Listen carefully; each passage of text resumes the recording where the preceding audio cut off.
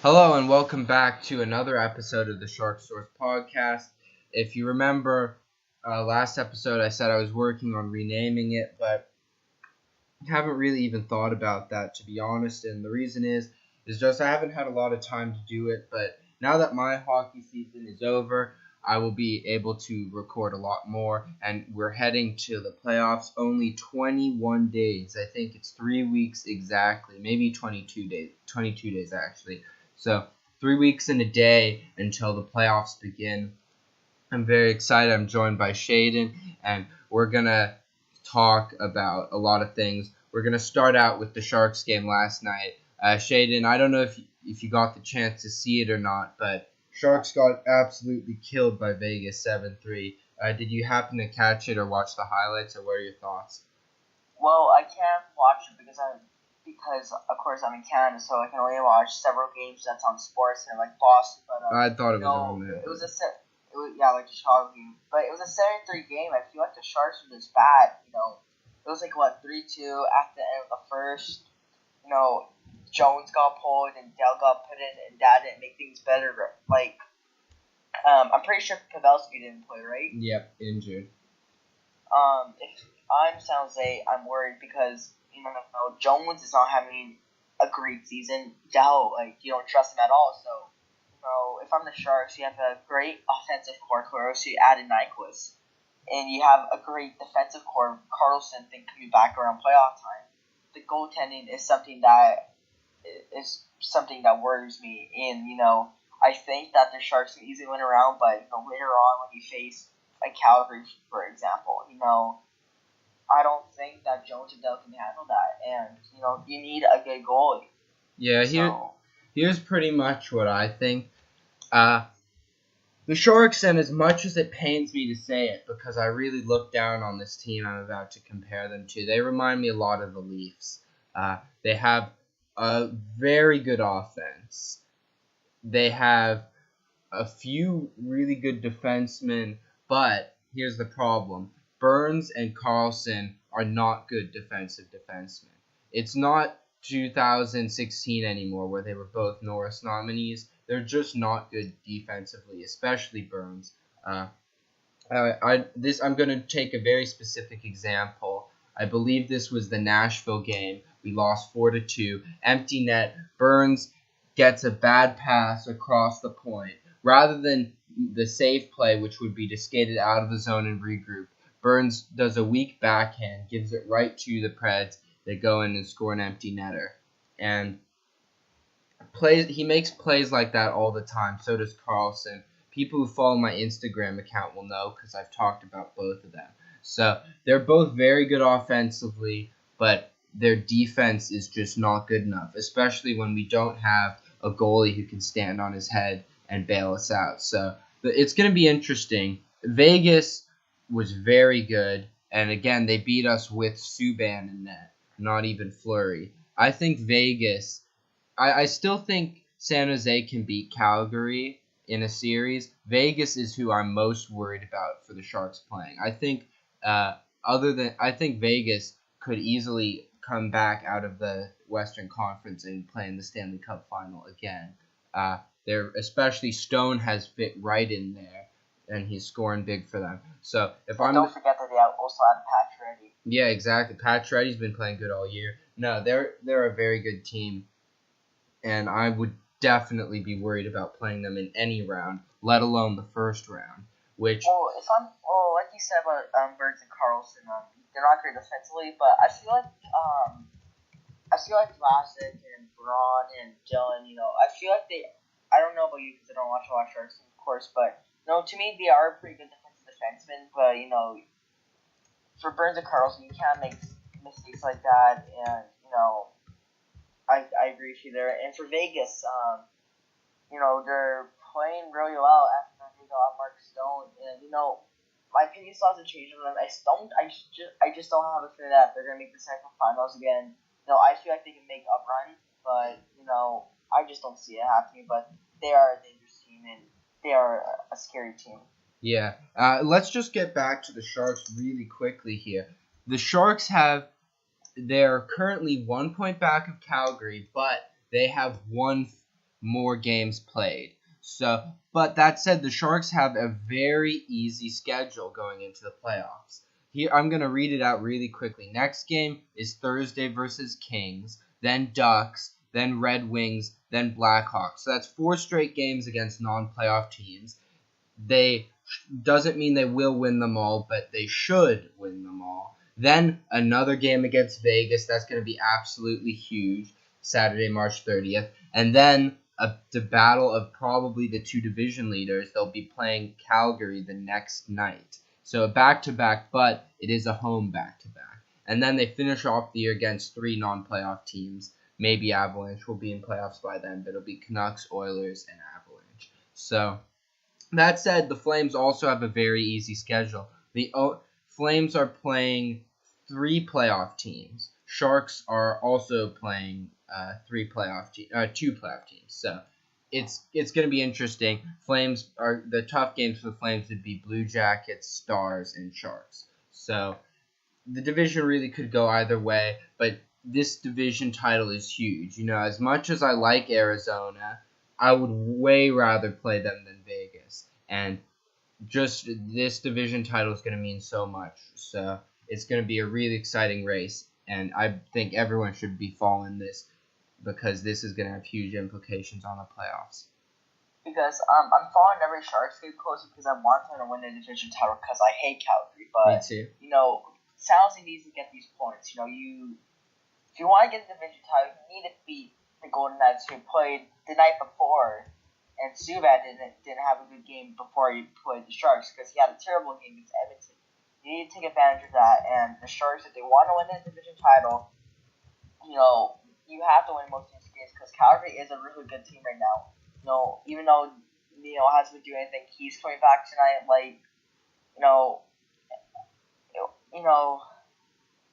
If I were the Sharks, I'd rather play Arizona in the first round than it's between Calgary and Vegas in the second round. But Sharks need to win majority of their games here. Exactly, and the thing is, I would be more worried about about Vegas than Calgary, and the reason is Fleury has proven he can steal a series time and time again. I think most strikingly 2017 versus the Capitals when he was on the Penguins, he stole that series. I don't trust Rittich in the playoffs at all, and he's played pretty decent this season. I don't trust Rittich at all. To me, the Flames this year are like the one in 2015 where they made it to the second round. They're a young, energized, fun team, but the goaltending was an issue. And I agree. I don't trust Rittich just yet. I don't trust Mike Smith. If I were Calgary, I would have got a goaltender that didn't want like a Jimmy Howard, but I really don't see Calgary making it far as some people peg them to be. Yeah, and the thing is, I just want to say I don't trust Jones either in the playoffs at this point, especially the way he played last year against Vegas. But he has proven that he can do it. Like 2016, he was very good. So I'm hoping he'll return to it. Whereas Rittich, he still is unproven in playoffs for the NHL. So we will see. I have to mention this. I think one of the most underrated teams in the league is Tampa. And a lot of people say, well, how is that possible? Everyone knows they're good. Yeah, we know they're good, but people aren't talking about how crazy it is that as of yesterday, Tampa clinched the division, the conference, and the President's Trophy before any other team besides Calgary even clinched playoffs. Tampa has 116 points, while no other team in the entire league has 100. If you told any Tampa Bay fan that they would finish the season with 116 points, they would have been very happy, let alone that they would have 116 points with only 73 games to go. So I think that's interesting. I should also say they have under 20 losses, 13 regulation, 4 overtime. I mean, I just don't see how anyone beats them, Well, my question is, will the curse live on? Because, I'm not going to count the 2013 season because that was... Yeah. Because that was the shortened season, right? So, yeah, exactly. When was the last time a team that's won the President's Trophy won the Stanley Cup. I actually That's my had that up a few days ago. I'll try and find it. But yeah, it has been a long time since a regular season, like a full season, where that has happened. However, I do want to say that yes, it's true that most teams who win the President's Trophy don't win the cup. However, it still has the highest percentage of time out of any position. So, and that makes sense. Most so even though most teams who win the President's Trophy don't win the cup, the most common spot of team to win the cup is the first place in the league. So, who knows? But we'll see what happens. But just wanted to say Tampa obviously having a great season, but this is just really unheard of. And I guess I also want to talk about how, because they don't get mentioned enough by anyone, how the Islanders are still on top of that division.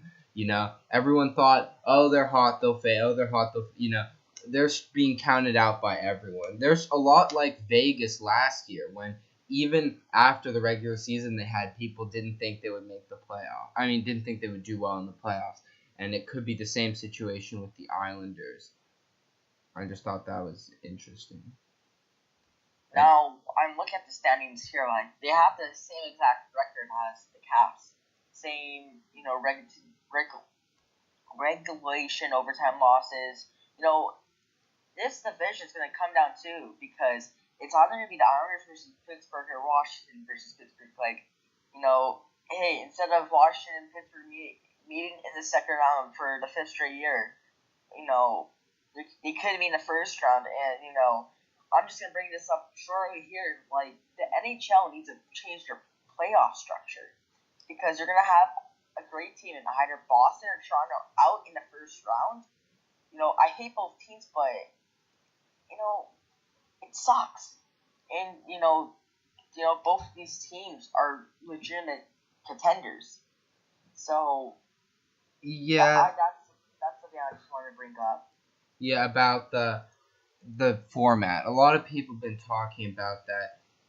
I think it's a bad format, and I do think that we should switch back to the conference. Some people have suggested no conferences, a 1-16, which is just ridiculous. And anyone who watches MLB like I do will tell you how dumb it is, because then you got situations where if you're on the West Coast, you could have a game that starts at 5 your time. I mean, for people who work gets out at 5, so you miss like the first half, especially if you live in an area with traffic. So it only really works for the finals. So I think I think a league 1-16 would be ridiculous, but I think a conference would be a very good idea, and they should move to that. However, I don't want to say that.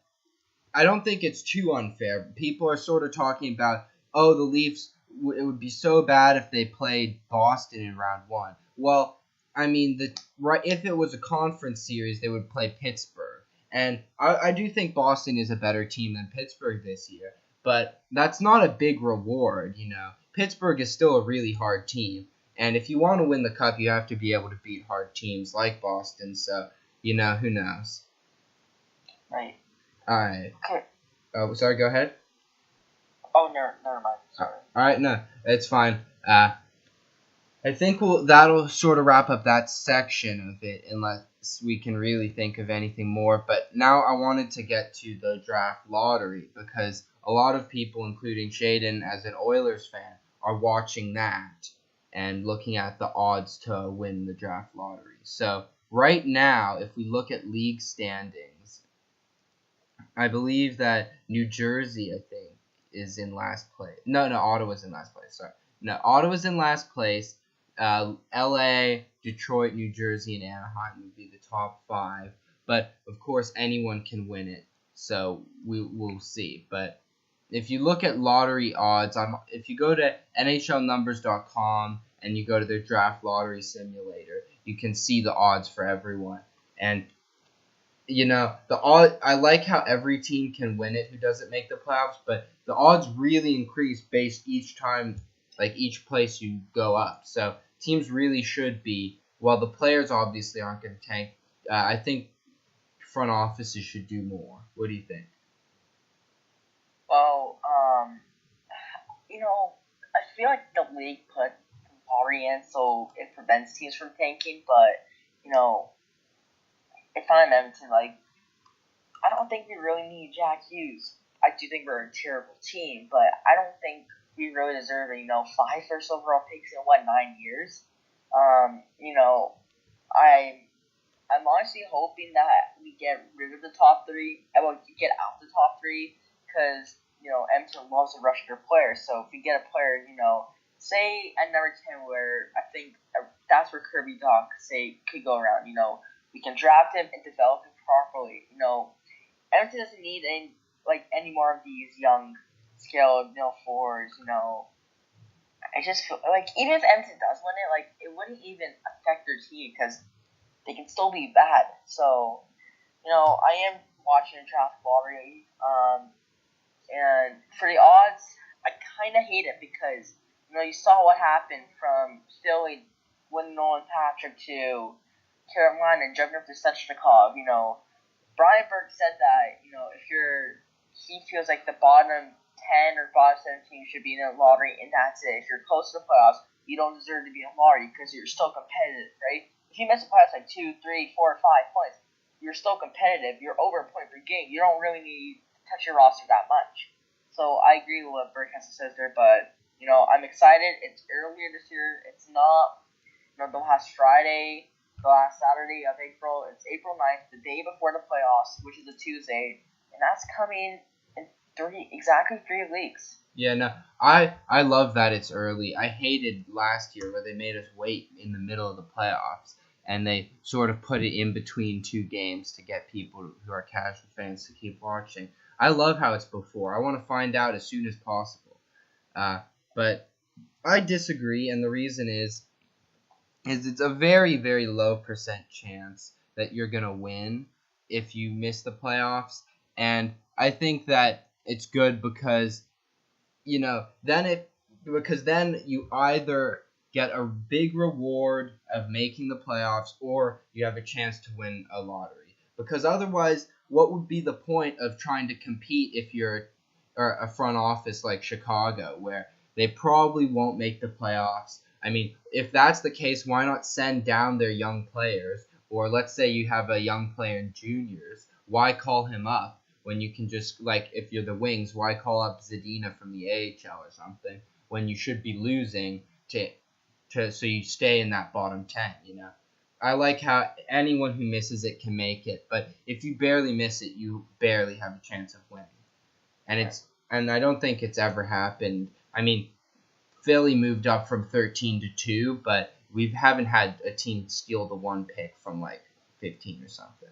But the fact that it's happened so far in consecutive drafts, I'm just gonna go off the limb here. Say, let's just say Montreal, because they're 50th in the league, and their 81 points which would put them in the playoff spot in the West.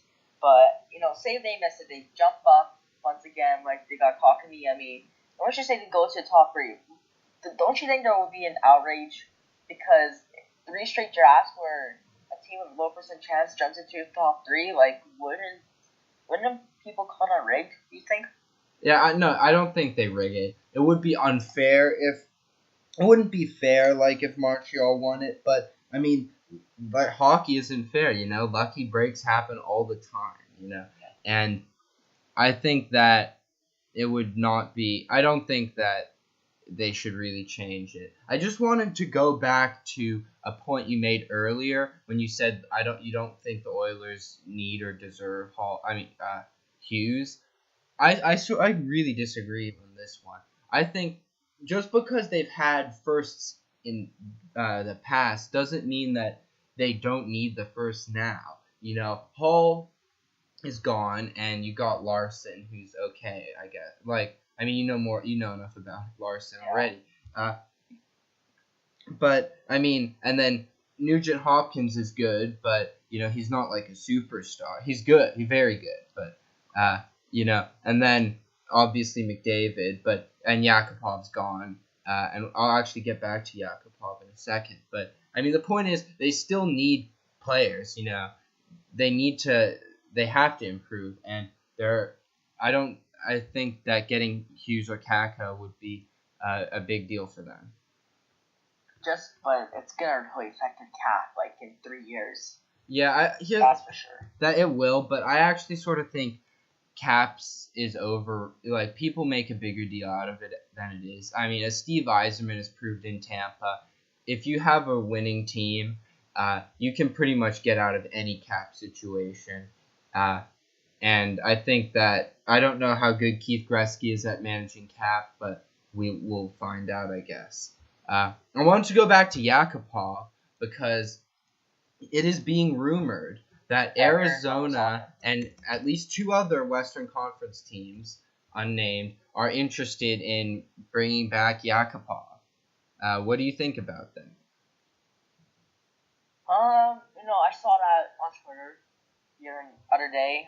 If I'm Arizona, I like to do that because they've had so many injuries this season.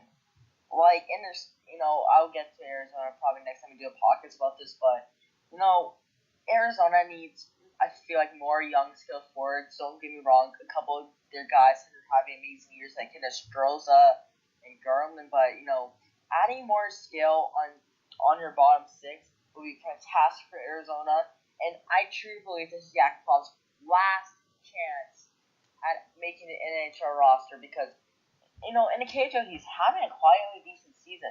I feel like, and I put half the blame on empty coaches where there's been coaching change after coaching change that really affected Yakupov's development, but, I don't really care about that. You should still have some growth as a player, but, Arizona, Haskell Chang's there, and Yakupov played without Chang. Maybe you reunite those two, and Yakupov can start clicking. This will be a great, cheap deal for Arizona, and it's a low risk, high reward, like what happened to Claire to Columbus. If Yakupov doesn't perform, hey, didn't cost you anything. If he gives you a high reward, he did it for cheap, and you're going to be paying for it for next season.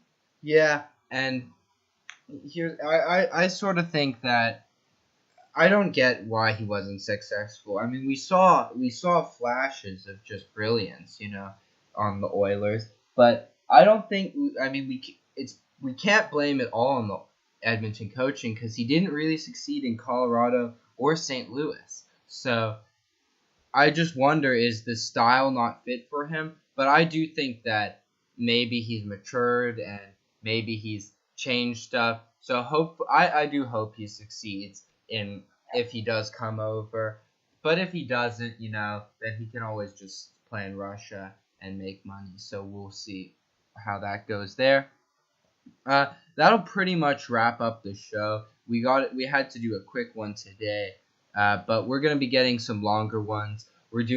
I believe we're doing a live for the draft lottery. Is that right?